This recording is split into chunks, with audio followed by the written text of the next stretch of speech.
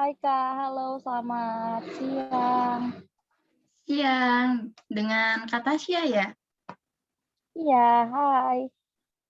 Halo, terima kasih sebelumnya sudah menghubungi dan ingin melaksanakan konseling ini ya.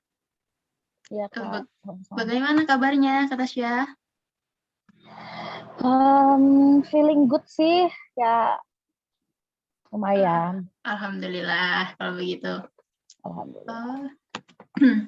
Oh, Kak Tasya ini sedang dianyar ya selama pandemi ini belajarnya? Iya, iya udah 2 tahun ini di rumah.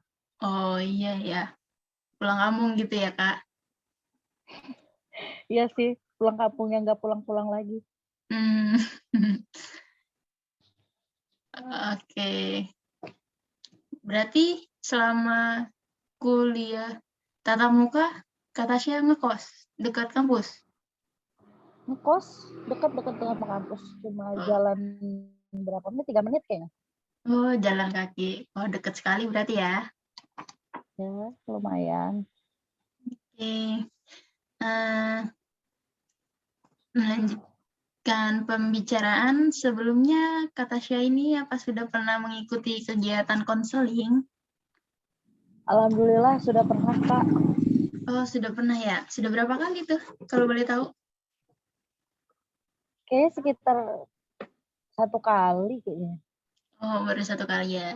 Oke, berarti di sini, eee, saya ingin mengingatkan kembali bahwa konseling ini dibatasi waktu dan di sini itu terdapat dalam pelaksanaannya terdapat beberapa asas yang paling utamanya ketika dalam kegiatan konseling itu yaitu sangat dibutuhkan asas kerahasiaan dari saya sendiri sebagai konselor atau guru BK untuk menyimpan rahasia Kak Tasya ya.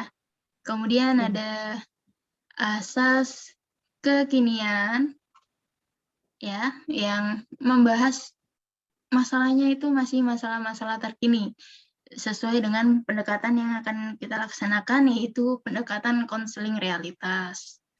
Dan juga secara sukarela melaksanakannya. Kak Tasya sendiri tidak terpaksa kan melaksanakan konseling ini? Alhamdulillah sih tidak ya Kak. Oh, alhamdulillah bagus kalau begitu. Uh, Kemudian kalau saya boleh tahu, apa sih yang mendorong Kak Tasya sendiri untuk datang untuk melakukan kegiatan konseling ini?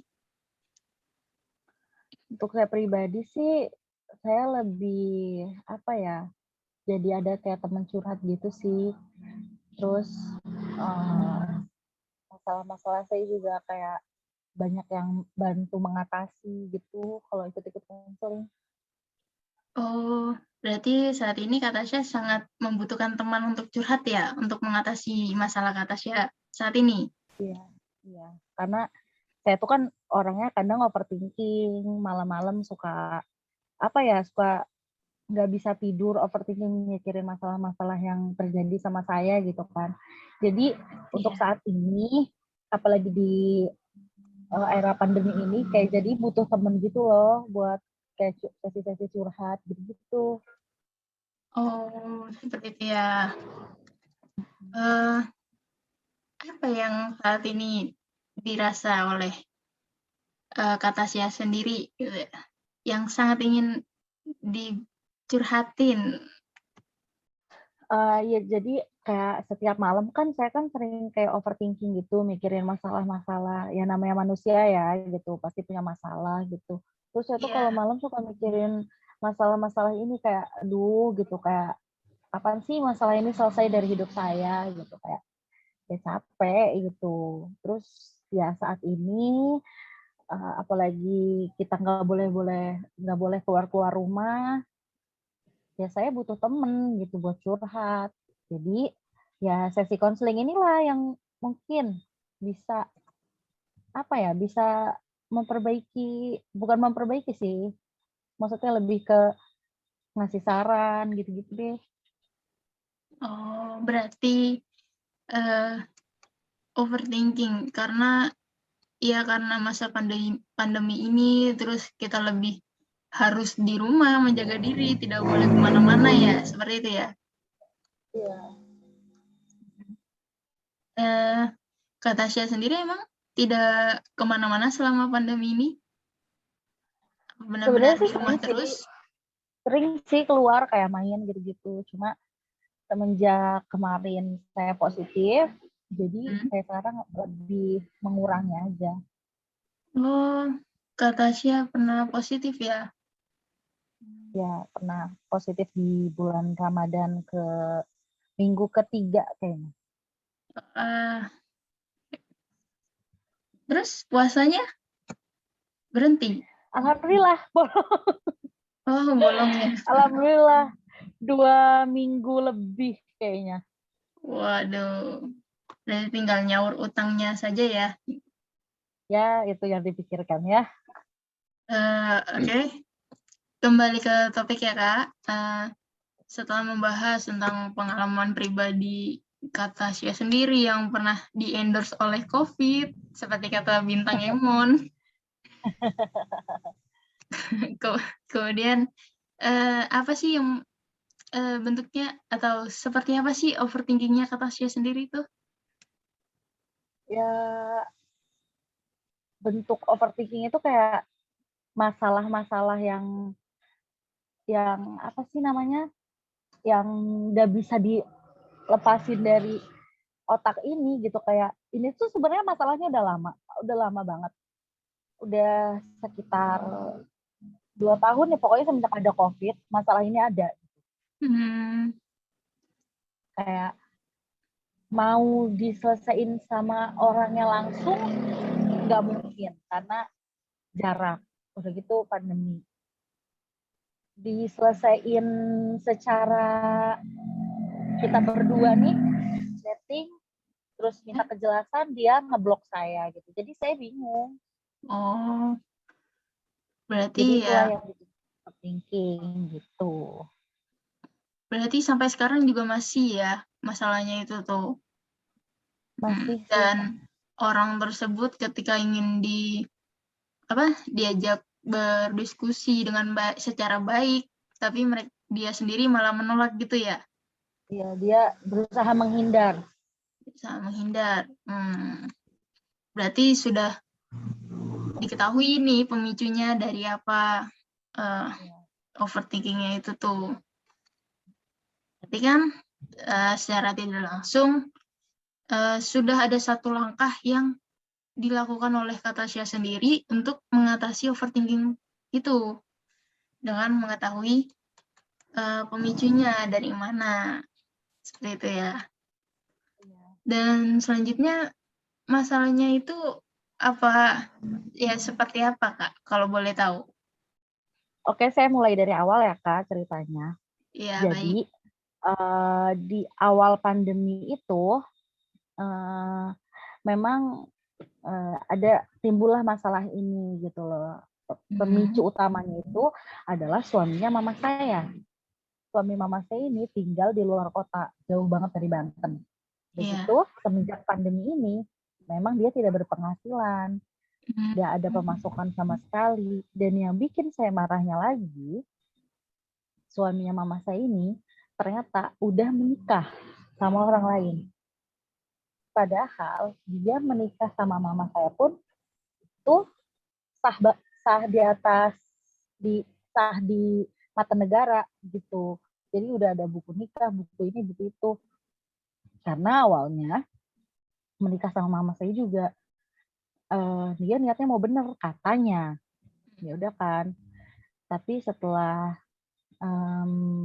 berjalannya waktu, ternyata dia nikah lagi, terus pandemi dan gak ada penghasilan, kita gak ada pemasukan sama sekali, kayak udah stres banget, mana pandemi, gak ada penghasilan, mau makan dari mana ya kan, Iya. udah gitu. Memang ada duit sisa-sisa, tapi kan itu kan buat kehidupan berlanjut nih. Terus dia nikah lagi, ya udah, bukannya dia tuh usaha, cari kerja apa kayak gitu kan. Waktu saya tanya, kenapa kamu nggak kerja gitu? Dia jawabnya apa? "Eh, mau kerja apa pandemi-pandemi begini? Maling." Kan gitu kan, agak bikin saya shock gitu kan. Iya, Karena dia sebagai lelaki, sebagai kepala rumah tangga, dia mm, harusnya nggak boleh menjawab seperti itu dong, karena dia punya tanggungan, ada istrinya, ada anaknya di sini. iya. Di sini ada anak dia tinggal di sini, adik dari saya gitu. Oh Nggak iya, perlu nggak perlu mengurusi hidup saya, karena saya bisa ngurusin hidup saya sendiri. Saya bisa membiayai. Tapi ini ada istrinya, ada anaknya yang harus dia biayai. iya. Sedangkan eh, beberapa waktu yang lalu, udah lama sih sebelum COVID gitu, dia pernah pakai duit mama saya sebagai katanya berkedok usaha. Udah gitu Hmm, dia makainya lumayan banyak sih, kayak sekitar puluhan atau ratusan juta, saya nggak ngerti. Pokoknya itu duit mama saya, katanya buat usaha dia, ternyata usahanya nggak lancar. Makanya pas selama pandemi ini, ya usahanya begitu, mangkrak gitu. Nggak ada pemasukan apa-apa. Udah gitu, saya coba ngomong baik-baik sama dia selama, saya diem aja selama berbulan-bulan. Ternyata saya udah mulai kerasa capek, saya udah mulai kerasa hidup saya udah nggak ada pemasukan sama sekali, udah nggak ada apa ya, udah nggak ada uang lah intinya. Saya iya. jualan, saya Hmm, jualan, jualan es, bakso, pempek gitu-gitu, cireng segala-gala dijual demi biar saya ini hidup gitu loh, biar saya ini bisa makan gitu kan. iya. Begitu ternyata usahanya nggak semulus yang saya bayangin nih. Saya ini nggak bisa jualan, tapi saya maksain jualan kan nggak bisa kan. Udah gitu Iya. akhirnya saya berhenti jualan. Saya bingung nih mau ngapain lagi, jualan nggak bisa apa nggak bisa gitu kan. Udah Mm, gitu ya udah, eh, sampai sekarang ya masih gini-gini aja. Bulan lalu, 2 bulan lalu atau 3 bulan lalu, saya tuh ngubungin dia. Saya mm, ngomong baik-baik. Em, Kamu maunya gimana? Boleh nggak saya telepon? Saya tuh awalnya ngomong gitu. Boleh nggak iya. saya telepon? Begitu dia cuma read WhatsApp saya. Mm, Udah gitu, saya padahal ngomongnya baik-baik, baik-baik banget. Gak ada unsur saya mau nanyain duit masalah yang udah hutang. dipakai. Iya. Hmm, saya nggak sama sekali nggak mau ngebahas itu. Saya Mm, cuma iya. ngomong kewajiban kamu sebagai laki-laki, kewajiban kamu sebagai suami dan bapak itu mana gitu. Saya tuh Iya. cuma minta kejelasan itu doang. Tapi dia udah menghindar. Dia sama Mm, sekali nggak merespon WhatsApp saya. Terus dia tuh selalu baca WhatsApp saya sampai pada suatu ketika dia itu ngeblok WhatsApp saya. Udah gitu di situ saya makin panas. Saya mm. update status di Facebook biar keluarga-keluarga dia pada tahu, biar istrinya pada tahu. Dan alhamdulillah nggak ada respon apa-apa dari dia gitu. Sampai saat ini nggak ada respon apa-apa. Gitu. Jadi Mbak Tasya ini sering overthinking ya karena masalah bapak tiri Mbak Tasya ya, yang tinggal di luar kota dan sempat meminjam uang ibu Mbak Tasya sendiri untuk modal usaha, tapi ternyata modal usaha tersebut tidak berjalan dengan lancar dan malah menikah kembali dengan orang lain dan juga tidak tidak memenuhi tanggung jawabnya sebagai seorang bapak dan suami kepada anak dan istrinya yang ada di Anyer ini ya. Sampai-sampai Mbak Tasya ini diblokir ya WhatsApp-nya oleh Diblokir. ya. Oh, berarti Bapak Mbak Tasya ini benar-benar ingin menghindar ya dari Mbak Tasya dan keluarga ya, bisa dibilang. Bisa dibilang sih seperti itu. Dan dari keluarga yang lain, eh, apa memang sudah membiarkan saja atau bagaimana ya? Enggak sih, dari om saya juga sebenarnya dia bertindak kayak sering WhatsApp juga. Iya. Mungkin si Mm-mm. dia ini nggak berani ngeblok om saya karena mungkin Oh, ya dia takut lah sama om saya. iya. Tapi kalau kalau dia sama saya karena dia menganggap saya anak kecil kali ya. Oh, Jadi iya bisa jadi dia seperti itu. dia berani ngeblok saya gitu. Mm. Tapi itu tuh entah entah istrinya yang ngeblok atau dia yang ngeblok saya. Dianya. Oh, berarti Hmm. belum tahu jelas ini yang memblok Mbak Tasya sendiri ini apakah dia sendiri atau istrinya ya. Istrinya. Berarti bisa bilang ya kita masih belum tahu akar permasalahannya, tapi beliau ketika ingin dihubungi, diajak bicara baik-baik, beliau juga tidak merespon dengan baik ya, malah menghindar terus menghindar. Menghindar. Oh, gitu. Untuk dari keluarganya sendiri, keluarga Bapak tiri Mbak Tasya, apa juga tidak menindaklanjuti hal tersebut atau memang diam saja? Dari keluarga dia kayaknya udah angkat tangan sih, Oh, setahu berarti saya. oh, apa sebelumnya juga Bapak tirinya Mbak Tasya ini pernah seperti itu? Iya, dia sering kayak gini. Oh, Jadi sering kayak seperti kejadian ini tuh berulang-ulang gitu. udah sering sering terjadi ya. Terus terus selalu menghindar, menghindar dan menghindar gitu ya. Hmm, dari Mbak Tasya sendiri setelah diblokir ini berapa bulan yang lalu setelah diblokir tersebut, lalu apa masih mencoba menghubunginya atau bagaimana? Oh, tentu saja saya terus cari sampai di titik saya mau nelpon dia pakai nomor pulsa aja, dia dia ngeblok gitu. Jadi dia ngeblok nomor saya SMS nggak bisa. Sampai saya tuh di mana cari Instagram istrinya, ternyata Mm-mm. emang nggak aktif di Instagram. Terus Ya. ternyata dia aktif di Telegram. Mm-mm. Dan Sudah. Lebaran, Hmm? iya ada di Telegram. Dan Lebaran saya hubungi dia cuma baca seperti biasa. Seperti itu ya. Ya, mereka merasa terteror tapi tidak mau tanggung jawab ya. Hmm.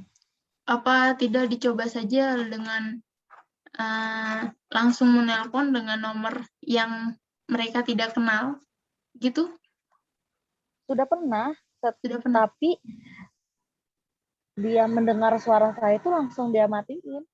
Oh, seperti itu ya. Suaranya Jadi Mbak kayak Tasya seperti sendiri nggak bisa ketakutan. disamarin gitu ya. Iya. Oh iya, tadi kan dijelaskan Mbak Tasya sendiri berbicara kalau misalkan ada adik tiri Mbak Tasya yang kebetulan itu anak kandungnya yang tinggal sama Mbak Tasya saat ini ya. Nah, Iya. apakah mereka saling kontekan sampai saat ini atau tidak juga? Alhamdulillah katanya kontekan. Hmm, Tapi dia nggak bilang ke kita kalau misalnya dia tuh keep kontak sama bapaknya gitu. Jadi kayak sebenarnya apa ya, hidup dia di sana tuh katanya hidup dia di sana tuh nggak sesenang di sini katanya, oh seperti itu. seperti itu. Dan selain ke adik tiri Mbak Tasya, ke istrinya atau ibunya Mbak Tasya sendiri, apa juga masih kontekan atau tidak? Sejauh ini dengan ibu saya sih tidak. Tidak ya. Yang Berarti saya lihat benar-benar lost contact pas juga ya. Tapi status masih suami istri. tapi sudah istri sah. Oh, tidak ada niatan untuk Oh, udah ibu saya udah masukin pengajuan perceraian ke persidangan, cuma yang susah itu dari dari sananya, pihak si karena lakinya. kan harus ada surat pernyataan perceraian dari suami, Ya. terus kakak juga harus pindah, jadi ribet deh pokoknya. Jadi ya Oh, pokoknya pokoknya stepnya tuh tinggal ada di pernyataan perceraian dari pihak laki-laki. Itu kalau udah disetujui baru bisa masuk ke persidangan. Berarti susah juga ya kalau misalkan dari pihak laki sudah tidak mau bertanggung jawab seperti itu, kemudian juga untuk diajak berpisah pun tidak mau. Nah, itu berarti beban sekali ya untuk Mbak Tasya dan tentunya untuk ibunya Mbak Tasya. Iya. Dari itu Karena ini yang menjadi membuat Mbak Tasya terus overthinking ya. iya, jadi kayak stres, jadi kayak banyak melamun gitu-gitu. Hal tersebut mengganggu juga kegiatan pembelajaran perkuliahan. Ke kegiatan pembelajaran perkuliahan sih alhamdulillah enggak sih. Cuma kadang kalau misalnya lagi nugas malam gitu ya, lagi ngerjain tugas malam suka kepikiran gitu, memang agak mengganggu. Cuma yang nggak mengganggu banget. Oh, berarti ya masih kepikiran dan sedikit mengganggu ya. Lalu untuk mengatasi hal tersebut, yang selama ini Mbak Tasya lakukan tuh untuk menghilangkan ke overthinkingannya Mbak Tasya tuh seperti apa sih yang mudah dilaksanakan? Untuk ngilangin overthinking sebenarnya gampang sih kalau bagi saya. Saya tuh Yeah. cuma bisa tidur, terus kadang nonton film, gitu-gitu aja. Paling banyak sih tidur sih. Tidur ya. Iya. Berarti ya walaupun sedikit sebelum tidur kepikiran, tapi masih menggunakan waktu istirahat untuk tidur tuh untuk menghilangkan overthinking tersebut masih bisa ya. Masih alhamdulillah. Mungkin bisa juga untuk melakukan aktivitas-aktivitas lainnya seperti yang disukai Mbak Tasya. Nah, apa tuh yang sangat disukai Mbak Tasya tuh Kalau aktivitasnya? aktivitas biasa sih kayak saya sering pergi-pergi ke pantai sih, sering sunsetan gitu sore-sore sambil jajan, makan di pantai kan kayak jadi healing gitu kan buat Iya. otak gitu. Jadi ya jadi lumayan tenang, atau pergi ke gunung yang dekat rumah ini terus beli jajanan sore gitu sambil lihat sunset dari atas gunung gitu-gitu doang sih. Oh iya, bagus sekali itu Mbak Tasya. Apalagi di Anyer banyak sekali pantai ya. Ini Banyak. bisa itu dengan cara merelaksasikan diri dengan ke pantai, melihat sunset dan juga ya menghilangkan ke-overthinkingan itu ya. Iya. Saat ini sendiri langkah selanjutnya apalagi sih yang ingin Mbak Tasya lakukan untuk mencoba menghubungi Bapak tiri Mbak Tasya sendiri mungkin? Sekarang sih upaya yang bakal saya lakuin tuh terus ngehubungin, cari-cari rumahnya. Sebenarnya sih udah nemu rumahnya di mana. Mama saya juga udah datang. Cuma pas mama saya datang, memang si laki-laki ini nggak ada. Oh, berarti belum ketemu langsung ya? Dia cuma anaknya yang kecil 2 sama istrinya yang ada di situ. Katanya si suami ini kerja katanya. Kerja. Oh, berarti udah dapat kerjaan ya? Apa? Katanya. Oh, Nggak seperti tahu itu. pekerjaannya itu kerjaan apa gitu-gitu. Karena Hmm, dia kerja pun mama saya nggak dapet bagian nafkah, jatah tanggung jawabnya. nggak ada. Seperti itu ya. Oh, berarti Mbak Tasya ingin menyampaikan ke rumahnya langsung dan berbicara langsung dengan bapak tirinya ya. Untuk Untuk pemenuhan meminta berkas itu. Oh, hmm, pemberkasan ajuan itu ya. ya, Hmm. mengenai yang perceraian itu, karena katanya si suaminya ini nggak mau bercerai, katanya dia ngomong Oh, di saya pernah beberapa kali baca chatnya gitu sama mama saya. Ya. Si suaminya ini sampai demi Allah gitu, nggak mau bercerai gitu deh. Pokoknya kayak ya gitu. Cuma dengan dia berkelakuan kayak gini tuh 2 tahun nggak menafkahi lahir batin, nggak kayak di dalam Islam aja udah salah banget kan gitu. Iya, betul. Dalam Islam sendiri, agama yang kita anut itu sebenarnya sudah tidak boleh dan berhak sebagai istri pun untuk menceraikannya. Seperti itu. Iya. Berarti Bapak tiri Mbak Tasya ini benar-benar Hebat. tidak mau kehilangan, tapi tidak mau juga menanggung kewajibannya ya. Iya. Kalau begini berarti boleh nanti dikumpulkan semuanya, disatukan semuanya, dirundingkan seperti kegiatan konferensi kasus gitu mungkin ya Mbak Tasya. Nah itu nanti dikumpulkan semuanya sekeluarga, diomongkan baik-baik, dan juga si Bapak tiri Mbak Tasya ini juga harus benar-benar mengambil keputusan yang baik. Apakah masih mau menetap atau benar-benar ya sudah lepas tanggung jawabnya itu dan juga melepaskannya, seperti itu ya. Iya. Ya tapi pihak dianya aja mau datang ke sini takut, malu karena ya udah yang sudah-sudah aja gitu. Ya berarti dari pihak Mbak Tasya dan keluarga harus mendatangkan ke sana. Langsung ke sana. Iya, untuk meminta kejelasannya ya dan tanggung jawabnya. Karena tidak boleh seperti itu terus ya. Ya Oke, baik. pasti keluarga tuh kayak banyak usaha gitu kan. Entah mama saya juga udah kontak ke kakaknya atau ke adiknya, memang dari keluarga di sananya aja udah seperti bodo amat, kayak udah nggak Ikut-ikutan mau. lepas tanggung jawab. Iya, pokoknya lepas tanggung jawab karena mungkin itu bukan urusan dia gitu kan, bukan rumah tangga dia gitu. Oh, jadi tidak mau membantu seperti itu ya. Wah, tidak boleh seperti itu harusnya. Dari keluarga si laki-laki itu juga harusnya bisa membantu untuk mempertemukannya harusnya.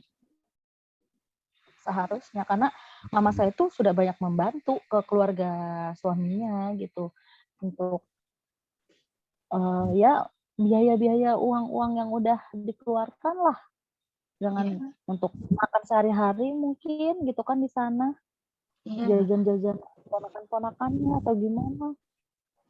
Tapi balasan yang keluarganya berikan sama mama saya itu nggak sebanding gitu, yang bikin saya kesel juga. Udah setimpal ya. Jadi kayak seperti tidak ada feedbacknya gitu. Tidak ada kata terima kasih seperti itu ya. Baik, kalau misalkan sudah seperti itu, Mbak Tasya sendiri sudah niat untuk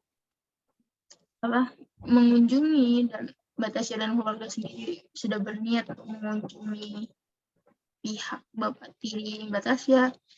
Ya semoga semuanya itu berjalan dengan lancar dan Bapak tiri Mbak Tasya pun mau, suatu saat harus mau, semoga saja mau untuk ditemukan dan diajak perundingan seperti hal tersebut yang tadi dijelaskan ya. Oke, baik.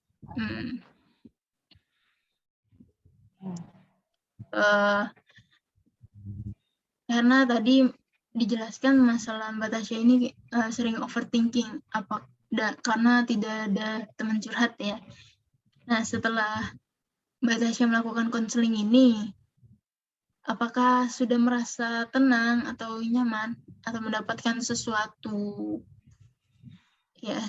itu? Jujur selama konseling berjalan ini saya agak lumayan tenang sih.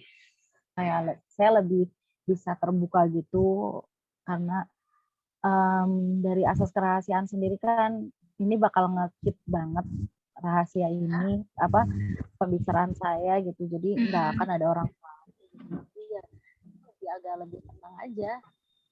Terus lebih dapat solusi nih apa nih gitu yang mau saya lakuin ke depannya, atau saya bawa golok ke sana gitu kan, nggak tahu nih. Jangan sampai seperti itu juga ya.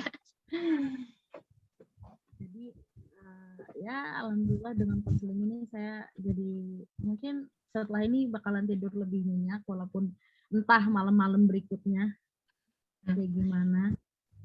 Oke, alhamdulillah ya kalau sudah merasa tenang. Tapi ya mungkin tidak banyak saran-saran yang saya berikan tadi. Dan mungkin juga ya seperti apa yang saya bilang, dikumpulkan semua keluarganya, dilakukan seperti kegiatan konferensi kasus, dan kalau perlu didatangkan ahlinya lagi untuk membantu menengahkan masalah ini gitu. Jadi ya ada yang menengahkan dari pihak Mbak Tasya, keluarga Mbak Tasya, dan pihak Bapak Tiri Mbak Tasya, sehingga semua nanti ketika memang jadi untuk bertemu secara langsung dan Bapak Tiri Mbak Tasya menerimanya, nah itu bisa berjalan dengan baik, dengan lancar, dan mendapatkan hasil yang bermanfaat gitu. Bapak Tiri Mbak Tasya sendiri pun mulai tegas memutuskannya, apakah mau melanjutkannya atau menyelesaikannya, seperti itu kan. Ya. Saya juga berharap demikian, kayak semoga suaminya ibu saya jadi lebih tegas seperti apa yang Mbak Rita bilang, jadi lebih bertanggung jawab sama resiko apa yang harus dia tanggung. Dia udah begitulah selama ini, jadi dia bisa lebih fokus sama keluarga barunya. Iya, betul. Sama keluarga di sini gitu. Saya hidup tenang, mereka hidup tenang. Iya, betul. Betul. Jadi benar-benar tidak dari masalah tahan. Kenapa? Gitu. Kenapa? Ya, jadi saya pengen lepas dari masalah ini buru-buru gitu. Jadi udah nggak tahan sebenarnya 2 tahun di jantung. Iya, berat sih ya, berat untuk Mbak Tasya dan juga keluarga Mbak Tasya, terutama ibunya Mbak Tasya sendiri ya. Dan ya semoga dengan kegiatan-kegiatan cara Mbak Tasya sendiri untuk merelaksasikan diri karena overthinking ini pun bisa membantu menenangkan diri Mbak Tasya, dan tidak dilupakan juga untuk terus berusaha yang banyak, serta juga doa untuk Bapak Tiri Mbak Tasya agar dibukakan pintu hatinya untuk mau diajak merunding seperti itu dengan keluarga ya, agar tidak terus mengganggu Mbak Tasya dan keluarga Mbak Tasya ya, agar sama-sama hidup dengan tenang gitu. Saya pun ikut senang kalau misalkan Mbak Tasya sendiri ya bisa lebih tenang, bisa menyelesaikan masalahnya Mbak Tasya yang ini dengan lebih baik, dan jadi kegiatan konseling ini pun tidak cuma-cuma gitu ya, mendapatkan hasil Mbak Tasya sendiri ya. Oke, kalau begitu apakah konseling ini bisa kita akhiri yang hari ini? Jika memang nanti dibutuhkan kelanjutannya pun bisa membuat jadwal kembali ya Mbak Tasya ya. Nanti sudah cukup ya hari ini ya. Oke, baik. Terima kasih ya Mbak Tasya.